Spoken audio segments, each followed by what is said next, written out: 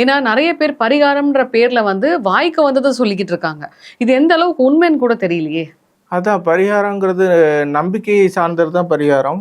நீங்க கேட்கறது புரியுது. எந்த அளவுக்கு நாங்க நம்ப முடியும், எந்த அளவுக்கு அது பலன் குடுக்கும் அப்படின்னாக்க, எந்த அளவுக்கு நீங்க சிரத்தையா பண்றீங்களோ அந்த அளவுக்கு பலன் குடுக்கும். ஸோ பண்ற எல்லாருக்குமே இது பலன் குடுக்குமா அப்படின்னு கேட்டிங்கன்னா, அது மாறுபட்ட கருத்து இருக்கு. என்ன காரணம்னு சொல்லி கேட்டிங்கன்னா, யார் ஒருத்தருக்கும் யார் ஒருத்தர் பரிகாரம் பண்ணாலும், அவரோட பிராப்த கர்மான்னு ஒண்ணு இருக்குல்ல.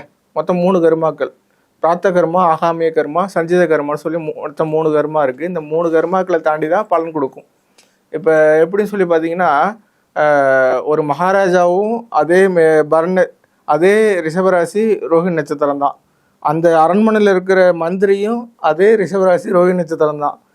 அந்த நாட்டில் பிச்சை எடுத்துட்டு இருக்கான்ல, அவனும் ரிஷபராசி ரோஹிணி நட்சத்திரம் தான். இதை பார்க்குற ரிஷபராசி ரோஹிணி நட்சத்திரங்க கோவப்படாதீங்க. ஏன் ரிஷபராசி ரோஹிணி நட்சத்திரத்தை சொல்கிறேன்னா, அந்த மாதிரி ஒரு சூழ்நிலை அந்த அரசவையில் ஏற்பட்டுச்சு.